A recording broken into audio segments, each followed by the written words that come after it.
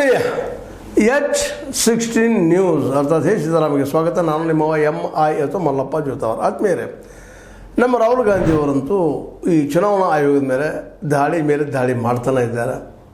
ಅದನ್ನು ಜನಕ್ಕೆ ತಲುಪಿಸೋಕ್ಕೆ ಪ್ರಯತ್ನ ಮಾಡ್ತಾ ಇದ್ದಾರೆ. ಇಲ್ಲ, ಚುನಾವಣಾ ಆಯೋಗ ಒಂದು ನಿರ್ವ್ಯಾಜ್ಯವಾಗಿ ಒಂದು ನಿಷ್ಪಕ್ಷಪಾತವಾಗಿ ಚುನಾವಣೆ ಮಾಡ್ತಾ ಇಲ್ಲ, ಇಲ್ಲಿಯೇ ಪ್ರಜಾಪ್ರಭುತ್ವ ಸಾಯ್ತಾ ಇದೆ, ಇವತ್ತಿನ ಪ್ರಜಾಪ್ರಭುತ್ವ ಸಾಯಿಗೆ ಈ ಚುನಾವಣಾ ಆಯೋಗ ಸಾಕ್ಷಿ ಅನ್ನುವಂಥ ಮಾತನ್ನು, ಜೊತೆಗೆ ಮತಗಳ ಕಳ್ಳತನ ಇಲ್ಲ ಆಗ್ತದೆ ಅನ್ನುವಂಥ ದೊಡ್ಡ ಗಂಭೀರ ಆರೋಪಗಳನ್ನು ಮಾಡ್ತಾನೆ ಇದ್ದಾರೆ. ಅದಕ್ಕೆ ಯಾವುದೇ ರೀತಿ ಕಿವಿಗೊಡುವ ಕೆಲಸವನ್ನು ನಮ್ಮ ಚುನಾವಣಾ ಆಯೋಗ ಮಾಡ್ತಾನೋ ಇಲ್ಲ ಅನ್ನೋದು ನಾವು ನೋಡಿದ್ದೀವಿ. ಚುನಾವಣಾ ಆಯೋಗ ಸತ್ಯ ಇರ್ಬೋದಿಲ್ಲ ಅಂತಲ್ಲ, ಪ್ರಾಮಾಣಿಕ ಇರ್ಬೋದಿಲ್ಲ ಅಂತಲ್ಲ, ಸ್ವತಃ ಅದು ಸತ್ಯ ತನ್ನ ವಾದಗಳನ್ನು ಮಂಡಿಸ್ತಾ ಇದೆ. ಯಾಕಂದರೆ ಮತದಾರರ ಮತ ಯಾರಿಗೆ ಹೋಗಿದೆ ಅನ್ನೋದು ಗೊತ್ತಾದ್ರೆ ಅವ್ರ ಮೇಲೆ ತೊಂದರೆ ಆಗ್ತದೆ. ಇದು ಪ್ರೈವೇಟ್ ಒಂದು ವ್ಯಕ್ತಿಯ ಹಣ್ಣಾಗ್ತದೆ, ಅವ್ರ ಹಕ್ಕನ್ನು ಕಸ್ಕೊಂಡಂಗೆ ಆಗ್ತದೆ ಅಂತೇಳಿ ತನ್ನ ವಾದವನ್ನು ಮುಂದುವರಿಸಿ ಇದರಲ್ಲೇ ಅನಗತ್ಯ ಪ್ರಾಬ್ಲಮ್ ಕ್ರಿಯೇಟ್ ಮಾಡ್ತಿದ್ರೆ. ಇನ್ನೊಂದು ಮಾತನ್ನು ಸ್ಪಷ್ಟವಾಗಿ ನಮ್ಮ ಚುನಾವಣಾ ಆಯೋಗ ಹೇಳ್ತಾ ಇದೆ. ಕಾಂಗ್ರೆಸ್ ನಾಯಕ ರಾಹುಲ್ ಗಾಂಧಿ ಅವರ ಆರೋಪಗಳಿಗೆ ಪ್ರತಿಕ್ರಿಯಿಸಿರುವ ಮಹಾರಾಷ್ಟ್ರ ಮುಖ್ಯ ಚುನಾವಣಾಧಿಕಾರಿ, ವಿಧಾನಸಭೆ ಚುನಾವಣೆಗೆ ಮುನ್ನ 2024ರಲ್ಲಿ ವಿಶೇಷ ಪರಿಶೀಲನೆ ನಂತರ ಮತದಾರರ ಪಟ್ಟಿಗಳನ್ನು ಸಿದ್ಧಪಡಿಸಲಾಗಿತ್ತು. ತಯಾರು ಮಾಡಿದ್ವಿ ನಾವು 24ರಾಗ, ಆ ವಿಶೇಷ ಕರಡು ಪ್ರತಿಯನ್ನು ಅವ್ರಿಗೆ ಕೊಟ್ಟಿದ್ವಿ ನಾವು. ನಂತರ ಮತದಾರರ ಪಟ್ಟಿಯ ಕರಡನ್ನು ಸಿದ್ಧಪಡಿಸಲಾಗಿತ್ತು. ಈ ಕರಡನ್ನು ಕಾಂಗ್ರೆಸ್ ಸೇರಿ ಎಲ್ಲ ಪಕ್ಷಗಳು ಒದಗಿಸಲಾಗಿತ್ತು. ಆಗ ಇಂಥ ಕೆಲಸ ಮಾಡಬೇಕಾಗಿತ್ತು ಇದನ್ನು ಅನ್ನುವಂಥ ಮಾತನ್ನು ಮಾತಾಡಿದ್ದಾರೆ. ಇದು ತಪ್ಪು ಇವ್ರದ್ದು. ಮತದಾರರ ಪಟ್ಟಿಯನ್ನು ಅಂತಿಮಗೊಳಿಸಿ ಪ್ರಕಟಿಸುವುದಕ್ಕೂ ಮೊದಲು 19,27,508 ಆಕ್ಷೇಪಣೆಗಳು, ಕ್ಲೇಮ್ಗಳು ಸಲ್ಲಿಕೆಯಾಗಿದ್ದವು. ವಿವರಗಳ ತಪ್ಪಾಗಿ ಸೇರ್ಪಡೆ ಅಥವಾ ಅಳಿಸಿ ಹಾಕಿರುವಂಥ ಕ್ರಮಗಳಿಗೆ ಸಂಬಂಧಿಸಿ ಕೇವಲ 89 ದೂರುಗಳನ್ನು ಸ್ವೀಕರಿಸಲಾಗಿತ್ತು ಎಂದು ಸ್ಪಷ್ಟಪಡಿಸಿದ್ದಾರೆ. ನೀವು ಮೊದಲೇ ಹೇಗೆ ಮಾಡಲಿ ಬೈಕ್ ಹಾಜರಿ ಅನ್ನೋ ಮಾತಾಡ್ತಾ ಇದ್ದಾರೆ. ಹೌದು, ಅದು ಸರಿನಲ್ಲ, ತಪ್ಪೇನದು ಇದ್ರೊಳಗೆ. ನಮ್ಮ ಎಲೆಕ್ಷನ್ ಕಮಿಷನ್ ಕೇಳೋದ್ರಲ್ಲೇ ಅವ್ರು ಮತ್ತು ಕೊಟ್ಟಿದ್ದಾರೆ, ನೀವು ನೋಡ್ಬೇಕು, ಹಾಗೆ ಹೇಳಬೇಕಲ್ಲ ಅನ್ನುವಂಥ ಮಾತನ್ನು ಅವ್ರು ಹೇಳ್ತಾ ಇದ್ದಾರೆ. ಇದು ಅಂದುಕೊಂಡಷ್ಟು ಸುಲಭನ ಅನ್ನುವಂಥದ್ದು. ಯಾಕಂತಂದ್ರೆ ಬೃಹತ್ ಮತದಾರರು ಮತ್ತು ಇಲ್ಲಿ ಕಾರ್ಯಕರ್ತರು ಕಡಿಮೆ ಇರ್ತಾರೆ, ಪ್ರತಿಯೊಬ್ಬರು ಮುಟ್ಲಿಕ್ಕೆ ಸಾಧ್ಯ ಅನ್ನೋ ಒಂದು ಸಣ್ಣ ಪ್ರಶ್ನೆ ಇರ್ತದೆ. ಈಗ ಏನಿಲ್ಲ, ನಾವು ಕೇಳ್ತಾ ಇರೋದು ಹೌದು, ಎಲ್ಲದು ವೈಯಕ್ತಿಕೇನೋ ವ್ಯಕ್ತಿಗಳ ಹಕ್ಕನ್ನು ಕಸ್ಕೊಂಡಂಗೆ ಆಗ್ತದೆ, ಪ್ರೈವಸಿ ಕಸ್ಕೊಂಡಂಗೆ ಆಗ್ತದೆ, ಒಪ್ಪನೋ ಮಾತನ್ನು. ಆದರೆ ದೇಶದ ಪ್ರಜಾಪ್ರಭುತ್ವ ಉಳಿಬೇಕಾಗಿತ್ತಪ್ಪ ಅಂದ್ರೆ ಸತ್ಯ ಏನು ಅನ್ನೋದು, ಅಲ್ಲಿ ಏನು ನಡೀತು ಅನ್ನೋದು ಗೊತ್ತಾಗಬೇಕಾಗುತ್ತೆ ಜಗದ ಮುಂದೆ. ಯಾಕಂತಂದ್ರೆ ಎಷ್ಟು ಮತ ಹಾಕಿದ್ರು ಎಷ್ಟು ಹೋಯಿತು, ಹೆಚ್ಚೆಷ್ಟದು ಕಡಿಮೆ ಎಷ್ಟದು, ಯಾಕೆ ಹೆಚ್ಚಾದು ಯಾಕೆ ಕಡಿಮೆ ಅದು, ಇವುಗಳ ಬಗ್ಗೆ ಪ್ರಶ್ನೆಗಳು ಇದ್ದಿದ್ದಾವೆ ಇವತ್ತು. ಯಾಕಂದ್ರೆ ಕೇವಲ ಒಂದು 2 ಗಂಟೆ ಒಳಗೆ 73-74 ಲಕ್ಷ ಮತಗಳು ಆಗ್ತವೆ ಅನ್ನೋ ಅಂದಾಗ ಸಹಜವಾಗಿ ಯಾರಾದರೂ ಗಾಬರಿ ಆಗ್ತದೆ. ಇದೇನಪ್ಪ ಎಲ್ಲಿದ್ದು ಬಂದು, ಎಕ್ಸಸ್ ಮತಗಳು ಬಂದು ಎಲ್ಲಿದ್ದು ಬಂದು, ಲೋಕಸಭೆಯಲ್ಲಿ ಎಲ್ಲಿದ್ದು, ಈ ಒಂದು ನಮ್ಮ ವಿಧಾನಸಭೆಯಲ್ಲಿ ಎಲ್ಲಿದ್ದು ಬಂದು, ಮಹಾರಾಷ್ಟ್ರದಲ್ಲಿ ಆಗಿರ್ಬೋದು, ಹರಿಯಾಣದಲ್ಲಿ ಆಗಿರ್ಬೋದು, ಎಲ್ಲಿದ್ದು ಬಂದು ಅನ್ನೋಂಥ ಪ್ರಶ್ನೆಗೆ ಉತ್ತರ ಹುಡುಕ್ಬೇಕಾಗಿತ್ತು ಇವತ್ತು.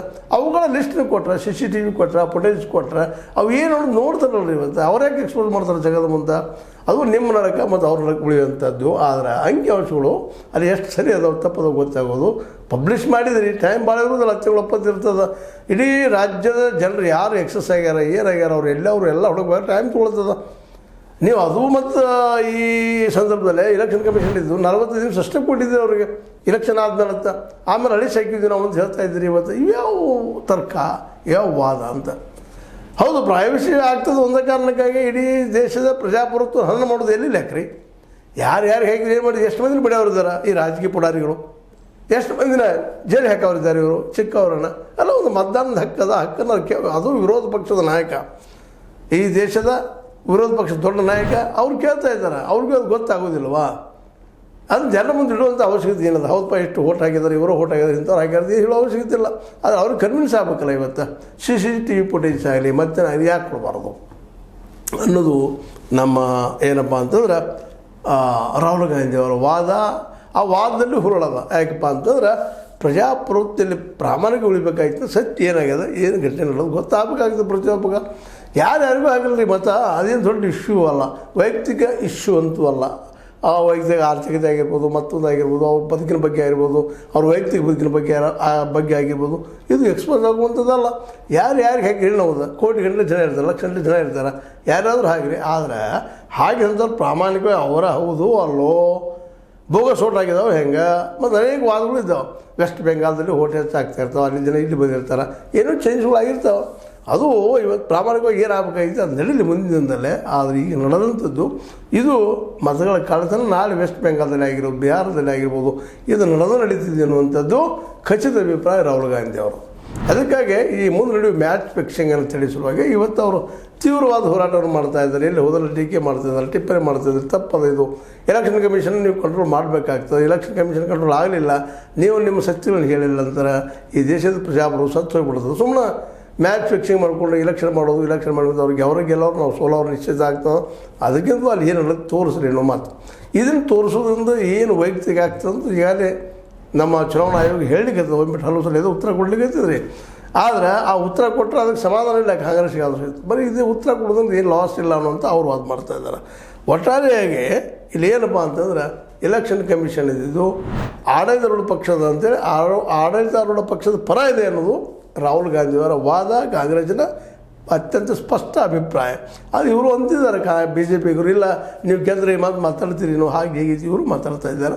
ಅದೇನೂ ಇರಲಿ, ಏನು ಮಾತಾಡಲಿ ಬಿಡಲಿ, ಅವ್ರೇನು ಕೇಳ್ತಾ ಇದ್ದಾರೆ 17(c) ಇರ್ಬೋದು, 17(c) ಇರ್ಬೋದು, ಫಾರ್ಮ್ ಇರ್ಬೋದು, ಅದ್ರ ಜೊತೆಗೆ ಇನ್ನುಳಿದ ಡಾಕ್ಯುಮೆಂಟ್ಸ್ ಇರ್ಬೋದು, ಅವು ಕೊಟ್ಟು ಪರೀಕ್ಷೆ ಮಾಡಿಸೋದು ಯೋಗ್ಯ ಅಂತೇಳಿ ಭಾಳಷ್ಟು ಜನ ಅಭಿಪ್ರಾಯ ಆಗಿರ್ತದೆ. ನಿಧಾನಕ್ಕೆ ಇಲ್ಲೊಂದು ನಾವು ಗಮನಿಸಬೇಕಾಗಿದ್ದೇನಪ್ಪ ಅಂದ್ರೆ ರಾಹುಲ್ ಗಾಂಧಿ ಅವರು ಇದನ್ನು ಜನರಿಗೆ ತಲುಪಿಸುವಲ್ಲೇ ಅಥವಾ ಕನ್ವಿನ್ಸ್ ಮಾಡೋಲ್ಲಿ ಗೆಲ್ತಾ ಇದ್ದಾರೆ ಅಂತ ನಿಧಾನಕ್ಕೆ ಅನ್ನಿಸ್ತಾ ಇದೆ ಅಂತ.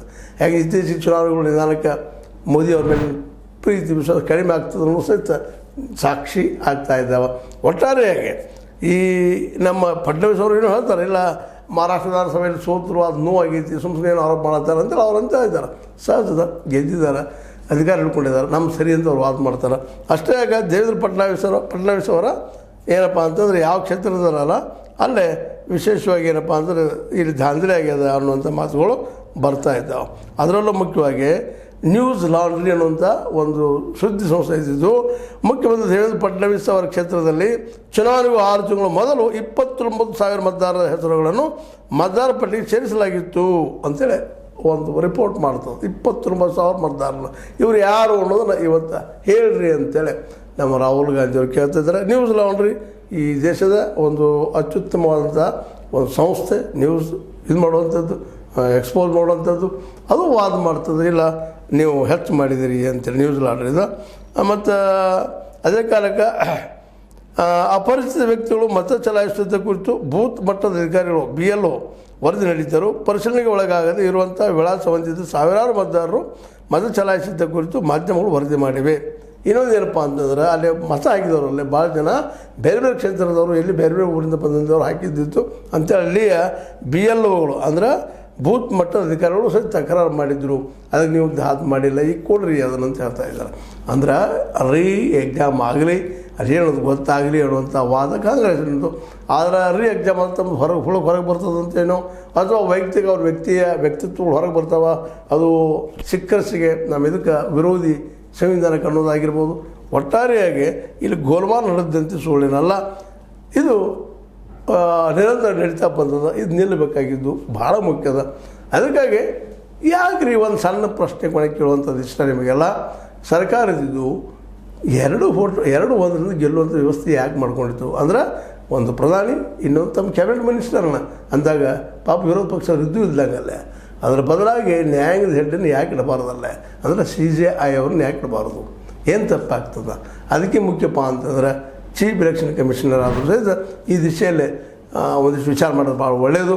ಯಾಕಂದರೆ ಈಗ ಈ ಚೀಫ್ ಎಲೆಕ್ಷನ್ ಕಮಿಷನರ್ ಆಯ್ತು, ಕಮಿಷನರ್ಗಳಾಯ್ತು, ಇವರಿದ್ದಂಥವರು BJPಯ ಒಂದು ಆಜ್ಞೆಗೆ ಬಗ್ಗುವಂಥ ಸಾಧ್ಯತೆ ಹೆಚ್ಚಿದ್ದಾವೆ. ಯಾಕಂದರೆ ಅವ್ರಿಗೆ ಬೇಕಾದ ವ್ಯಕ್ತಿಯಲ್ಲಿ ಬಂದು ಕುಳಿತಿದ್ದಾರೆ ಅನ್ನೋದು ಅಷ್ಟು ಸತ್ಯದ ಅಂತ ಹೇಳ್ತಾ, ಒಟ್ಟಾರೆಯಾಗಿ ಮಹಾರಾಷ್ಟ್ರ ಚುನಾವಣೆ, ಹರಿಯಾಣ ಚುನಾವಣೆಗಳ ಬಗ್ಗೆ ಒಂದು ಚಳವಳಿ ಅಥವಾ ಮೂವ್ಮೆಂಟ್ ರೂಪದಲ್ಲಿ ರಾಹುಲ್ ಗಾಂಧಿ ತೆಗೆದುಕೊಂಡು ಹೋಗ್ತಾ ಇದ್ದಾರೆ. ಅದು ಏನೇನು ರೂಪ ಪಡಿತದೋ ಏನಾಗ್ತದೋ ಗೊತ್ತಿಲ್ಲ, ಆದರೂ ಸಹಿತ ಈ ಒಂದು ಹೋರಾಟ ಇರಲೇಬೇಕಾಗಿದೆ. ಯಾಕಂದರೆ ಈ ದೇಶಕ್ಕೆ ಪ್ರಜಾಪ್ರಭುತ್ವ ಭಾಳ ಮುಖ್ಯ ಅಂತ ಹೇಳ್ತಾ, ನಿಮಗಿದು ಲೈಕ್ ಆಗಿರ್ಬೋದು, ಲೈಕ್ ಮಾಡಿ, ಶೇರ್ ಮಾಡಿ, ಕಮೆಂಟ್ ಮಾಡಿ, ಜೊತೆಗೆ ಸಬ್ಸ್ಕ್ರೈಬ್ ತಿಳಿಸ್ಕೋಬೇಡ್ರಿ. ಯಾಕಪ್ಪ ಅಂದ್ರೆ ಪ್ರಜಾಪ್ರಭುತ್ವ ಉಳಿದ್ರೆ ನೀವು ಮಾತಾಡಲಿಕ್ಕೆ ಸಾಧ್ಯದ, ಪ್ರಜಾಪ್ರಭುತ್ವ ಹೋಯ್ತು ಅಂದ್ರೆ ಎಲ್ಲಿ ಸಾಧ್ಯ ಅಂತ ಮತ್ತೊಂದು ಪ್ರಶ್ನೆ ಮಾಡ್ತಾ ವಂದನೆಗಳು.